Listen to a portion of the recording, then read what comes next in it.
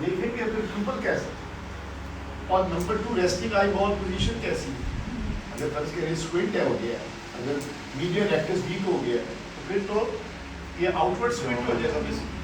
तो लिहाजा आप देख लें कि इसके अंदर टोसिस है प्यूपल। उसके बाद अब आपने ये हाथ रखना ज़रूरी है मेरे हिसाब से। अक्सर मरीज जो है ना ये डोंट फॉलो, आप इतने डिस्टेंस पे हो कि यहाँ पे हाथ रखो और फिर भी आप ये अब आपने मेरी उंगली के बाद इंस्ट्रक्शन बड़ी यार क्लियर एंड लाउड होनी चाहिए पेशेंट, और बड़ी ही स्पेसिफिक होनी चाहिए बहुत, क्योंकि आपने मेरी उंगली के साथ साथ देखना है और अपने सर को नहीं हिलाना, और जहाँ आपको दो नजर आए आपने मुझे बताना। आपने सर नहीं हिलाना, आपने मेरी उंगली के साथ साथ देखना है, और जहाँ पे दो नजर आए आपने मुझको बताना। अब आपने मिड वे रखना है तकरीबन ये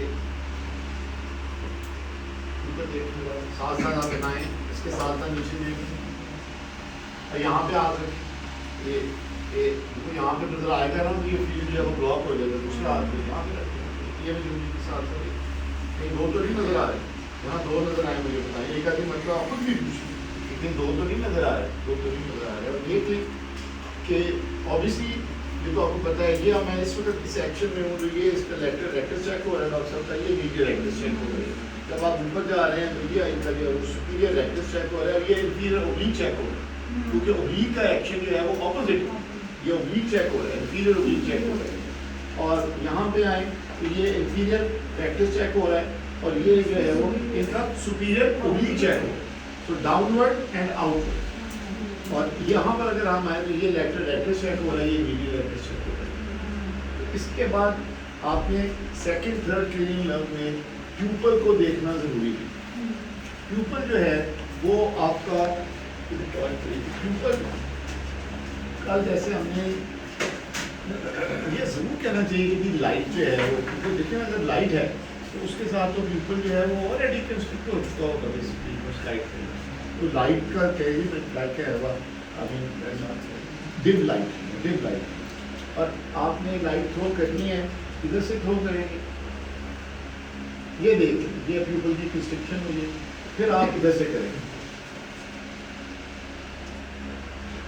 उसके बाद फिर आप जब यहाँ पे हाथ रखेंगे तो फिर आप डालेंगे तो इधर से देखेंगे तो इस तरफ, आप उस तरफ तो नहीं देखेंगे। आपको तो ये पता है दोनों इंटैक्ट हैं, डायरेक्ट तो दोनों इंटैक्ट है ना, मसला तो अब आपने देखना है कि कंसेंसुअल है या नहीं है, तो आप फिर इस तरफ से डालें आप इस तरफ, देखेंगे आप इस तरफ, और इसी तरीके से इधर से डालेंगे और देखेंगे आप इस तरफ। और अकोमोडेशन देखने के लिए, क्योंकि वो भी आपका सेकंड थर्ड का पार्ट है, तो आप जो है दो तरीके हैं, या तो आप इसको साथ साथ ही जो भी आपके पास पेंसिल, आपने इस पेंसिल को देखते जाना, इस पेंसिल की नोक को देखते जाना।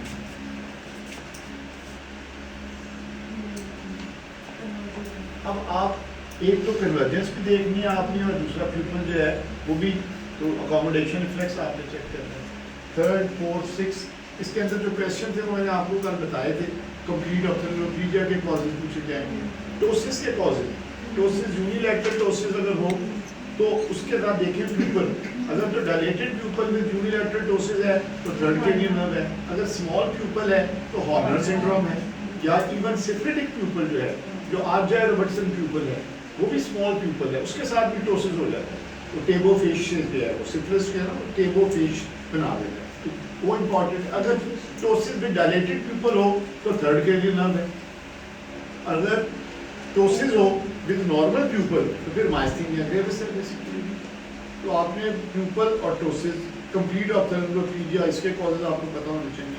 कवर्नस साइनस थ्रोम्बोसिस एक जगह है जहाँ पे third fourth six cranial nerve जारी करती हैं, सुपीरियर ऑर्बिटल फिशर एक जगह है जहाँ पे सारी चीज़ें। इसके अलावा माइस्थीनिया ग्रेविस वगैरह। अब आपने सेकंड क्रेनियल नर्व है अगर आपने करनी है तो उसके नियर वियन वी और एक्यूटी देखना बहुत जरूरी है। अब नियर वियन के लिए आपके पास अक्सर आपके पास छोटा सा कार्ड भी है, लेकिन अगर वो नहीं है तो आप पेशेंट को कोई चीज़ सुबह दिखा सकते हो कि ये पढ़ सकते हो कुछ चीज़। अगर नहीं है कि जी ये गुड सामने घड़ी लगी, अक्सर सामने लगी होती है कि जी बताएंगे सामने घड़ी है, अगर पढ़े लिखे तो कोई भी उसमें टाइम बता देंगे। उसको near vein and distal near, क्योंकि एक्यूटी किए चेक किए बगैर आप एग्जामिनेशन नहीं कर सकते अगर किसी को नजर ही नहीं आ रहा।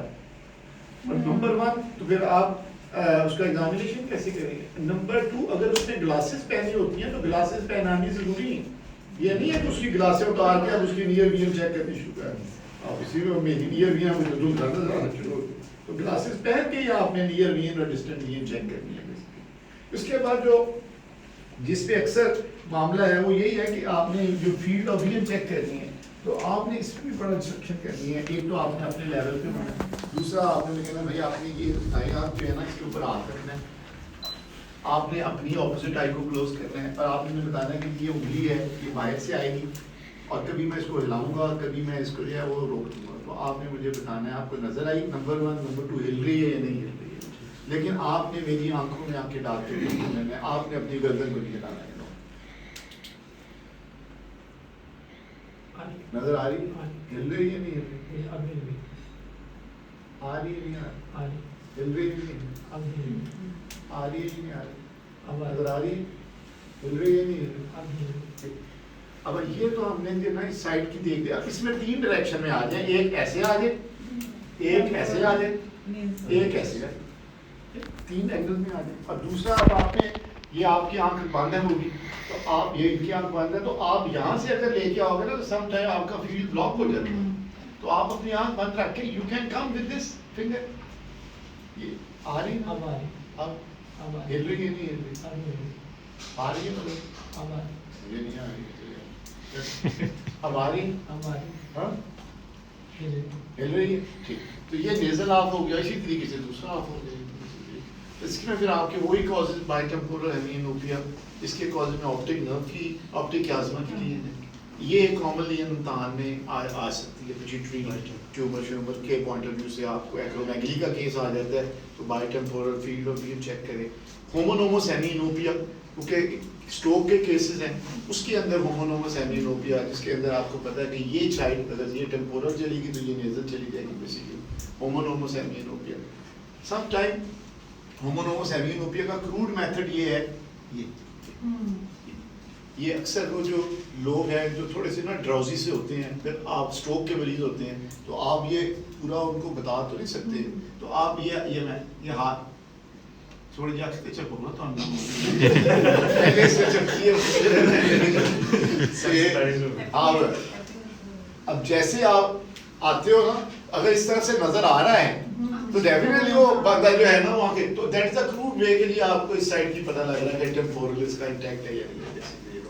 उसके अलावा फंडोस्कोपी भी अब देखो इम्पॉर्टेंट है आपके लिए तो, और इसमें मेक इट श्योर कि डायबिटिक पेशेंट के अंदर तो आपने हर हालत में और हाइपरटेंशन के पेशेंट के अंदर आपने हर हालत में एंडोस्कोपी एज एग्जामिनेशन के तौर पे फंडोस्कोपी आपने एज एग्जामिनेशन के तौर पर करनी है और उसकी आपको सारी पता होनी चाहिए, डायबिटिक रेटिनोपैथी और हाइपरटेंसिव रेटिनोपैथी और ऑप्टिक एट्रोफी और पेपिलोडिमा, कम से कम 4 कंडीशंस आपको जरूर पता होनी चाहिए। और सेकंड क्रेनियल नर्व के अंदर कलर विजन है वो आप अपना कोई कार्ड चार्ट बना के ये ग्रीन रेड कलर ये पूछ सकते हैं।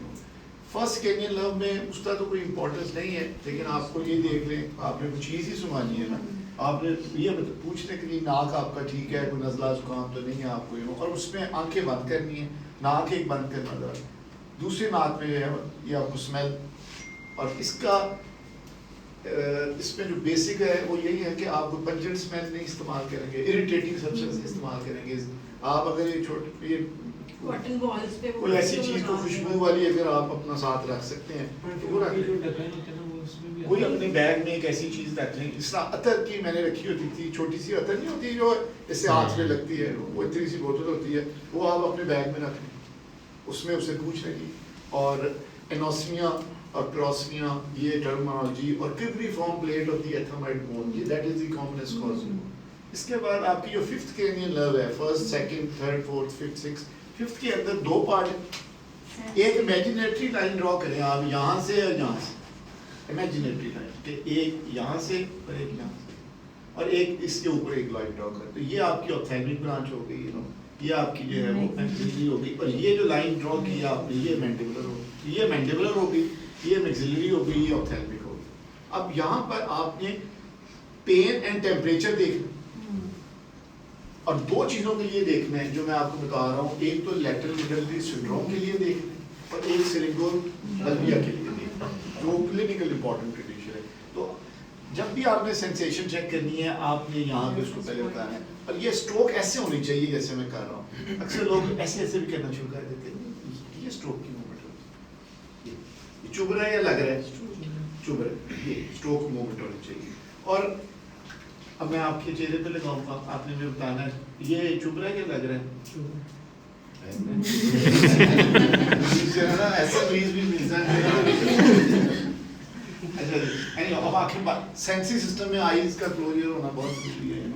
अब मुझे बताएं चुभ रहा है या लग रहा है, चुभ रहा है, चुभ रहा है या लग रहा है। दो सवाल यहाँ पे बहुत इंपॉर्टेंट है, एक जैसा ही लग रहा है या मुख्तलिफ लग रहा है। एक जैसा ऐसा ही लग रहा है जैसे यहाँ था, ये सेकंड क्वेश्चन। क्योंकि सम टाइम यहाँ पे इम्पेयरमेंट तो होती है लेकिन कंप्लीट इम्पेयरमेंट नहीं होती, तो डिफरेंस तो होता है ना। तो एक जैसा लग रहा है ये भी, और क्या उतना ही लग रहा है जितना यहाँ पे था बेसिकली। और इसके अलावा आपको यहाँ पर ये जरूर देखना चाहिए हर्पीज ज़ोस्टर वगैरह, यहाँ पे उसके जो है ना वो वेसिकल्स कॉमन कंडीशन है। इसके बाद पेन एंड टेम्परेचर का लॉस। टेम्परेचर के लिए आपने हाथ अपने गर्म कर लें, और ऑब्वियसली यहाँ पे पहले गर्म, और यही चीज़ या आपकी जो स्टेथोस्कोप वगैरह या ट्यूनिंग फोक है ये कोल्ड और ये हाथ वार्म। तो एक ठंडा गर्म, ये ठंडा गर्म, ये ठंडा गर्म, तो ये एक जैसा ही मुख्तलिफ है। टेम्परेचर हो गया, पेन हो गया, और इसके अलावा आप इसका मोटर सिस्टम के अंदर जो है आप अपने मुंह खोले जरा, अब मुझे खोलने नहीं देते, ओके रखना, अब जोर लगाएं, मेरे हाथ में जोर लगाएं, ये और करके बताएं। न्यूरोलॉजी में हर चीज करके बताएं। न्यूरोलॉजी में लोगों को नहीं समझ आती है, क्या ऐसे करें, ऐसे करें, ऐसे करें, मुझे करने नहीं दे रहा, ऐसे करें, मुझे करने नहीं देना, जोर से दांत पीछे, ये फील भी करें इसको, टेम्पोरालिस को और मैसिटर को। और याद रखना इसकी जो डेविएशन है वो टुवर्ड्स हेल्थियर साइड होती है या टुवर्ड अफेक्टेड साइड होती है, टुवर्ड हेल्थियर साइड। और किसकी टुवर्ड हेल्थियर साइड होती है, यू नो, सेवंथ कर्नियल नर्व जो है उसकी भी टुवर्ड हेल्थियर साइड होती है, यू नो। लेकिन हाइपोग्लोसल की जो इन्वॉल्वमेंट है उसकी जो है वो टुवर्ड्स दी लियन साइड, अफेक्टेड साइड होती है। ऑपोजिट साइड जी सर, ये भी पैरेलल साइड पे जाती है, ये हाइपोग्लोसल भी, ये साइड पे, हां ये पैरेलल अफेक्टेड साइड पे। फिफ्थ और 12 जो है वो सर PNNP होता है ना, 5 और 12 पैरेलल और दरमियान नहीं, फिफ्थ की जो है वो वीकनेस जो है वो ऑपोजिट अफेक्टेड साइड पे जाएगी, affected side, 12th cranial nerve की तरह है। हां और फेशियल नर्व की जो है ना वो टुवर्ड्स दी और साइड, वो ऑपोजिट साइड पे। ऑपोजिट जाएगी। अच्छा, इसके बाद यहाँ पे एक और रिफ्लेक्स जो है वो इम्पोर्टेंट है, कॉर्निया रिफ्लेक्स। कॉर्निया रिफ्लेक्स का जो आफ्रेंट है वो 5th से है, इफरेंट 7th से है, और दोनों नर्व्स में आपने करना है। क्योंकि अगर फर्ज करें 7th नर्व की पोन्स के ऊपर लियन है, पोन्टाइन लियन है, तो आप जब तक कॉर्निया रिफ्लेक्स नहीं करेंगे यू कैन नॉट लोकलाइज कि जी लियन इसकी पोन्स में है या नहीं है। तो कॉर्निया रिफ्लेक्स चेक करें, कॉटन विस्प जो है वो बना के, तो आपने उधर देखना था थोड़ा उसे, और ये आपने लिम्बस को टच करना, कॉटन वूल की अच्छी विस्प बना के उसको लिम्बस को टच करना, और 5th एंड 7th में लिए। और दूसरा जो है जो जॉ जर्क जो है, जॉ जर्क के लिए आप ये मुंह खोले थोड़ा सा, आप परकस भी कर सकते हैं, परकस भी कर सकते हैं, ऐसे परकस। ब्रिस्क जॉ जर्क की इंपॉर्टेंट है, क्योंकि जो नॉर्मल जॉ जर्क या लो मतलब है जॉ जर्क या slow jaw jerk is no condition, you know brisk jaw jerk है। या फिर आप ऐसे हाथ रख के देखें कि कितनी क्विकली जो है वो जो इसकी जो क्लियर होता है माउथ का। इसका आफ्रेंट और इन्फ्रेंट दोनों जो है वो आपका 5th क्रेनियल नर्व से है बेसिकली। उम्र दान में डायरेक्ट ही तो शायद नहीं पूछी जानी चाहिए, लेकिन यही लेटर मेडुलरी सिंड्रोम का जो केस होगा शायद उस पॉइंट ऑफ व्यू से, या सिरिंगोमाइलिया का केस होगा। 7th cranial motor neuron disease, उसमें सेंसेशन, उसमें सेंसेशन तो नहीं है, सीपीएन उसमें 9th 10th एंड 12th वाला मामला ही आएगा। सर सीपीएन में ट्यूमर अगर होगा तो उसमें तो कॉर्निया रिफ्लेक्स, उसमें कॉर्निया रिफ्लेक्स जाएगा, उसमें फिर आपको 8th क्रेनियल नर्व भी चेक करनी पड़ेगी, 7th क्रेनियल नर्व भी चेक करनी पड़ेगी। अब 7th क्रेनियल नर्व जो है वो एग्जामिनेशन में तो उस तरह भी बड़ी कॉमन है, वील सर्वे फिर बड़ा इंपॉर्टेंट, देखेंगे कि नेजल लेबियल फोल्ड जो है वो ठीक है नहीं ठीक है ना, और फेशियल डेविएशन, मुंह खोले ठीक। ये मेरे 2 सवाल हैं, माथे पे बाल डालें, ठीक है, ये मेरे हाथों पे देखें, किसी दिन अंदर में ये माथे पे डालेंगे, आप मेरी हाथों की तरफ देखें, तो रिंकलिंग देख ले, मुंह में हाथ, आंखें बंद करें, मुझे खोल लेने देनी, दैट इज इम्पोर्टेंट। बार बार जोर से आंखें बंद करें, मुझे खोल लेने देनी। यहाँ पे आपने ना फिर वो देखना है कि बेल्स फिनोमिना तो नहीं है, आई बॉल कोई रोल अपवर्ड तो नहीं कर रहा है। उसके बाद मुंह में हवा भरे, आंखें टैप करें, उसके अलावा ठीक है दांत दिखाएं, स्माइल करें। अब आपने ये डिसाइड कर लिया कि ये फेशियल वीकनेस है, is it a lower motor neuron, upper motor neuron के आपको पता है lower part of the face is affected, ऊपर वाला पार्ट भी है स्ट्रेट हो गया। लोअर मोटर न्यूरॉन में दोनों पार्ट इज अफेक्टेड। अगर तो ये आपकी लोअर मोटर न्यूरॉन है तो उसकी सेकंड स्टेज के अंदर you have to find out कि वेयर इज द लीनियन, क्योंकि लोअर मोटर के आपको पता है प्लेसेस क्या है, न्यूक्लियस है, नर्व है, उसके बाद नर्व एग्जिट करती है जहाँ पे, या फिर न्यूरोमस्कुलर जंक्शन है। तो उसके लिए आपने अगर तो ये कॉमन कॉज तो कनाल है नर्व का, तो जो इडियोपैथिक जो बेल्स पॉलिसी है, लेकिन अगर न्यूक्लियस की इन्वॉल्वमेंट से है तो फिर आपको फिफ्थ कैनियल नर्व चेक करनी होगी, कॉर्नियल रिफ्लेक्स। अगर कॉर्नियल रिफ्लेक्स एब्सेंट है तो फिर चांसेस हैं कि ये लीजन जो है वो एट द न्यूक्लियर लेवल है। एक बार दूसरी चीज जो है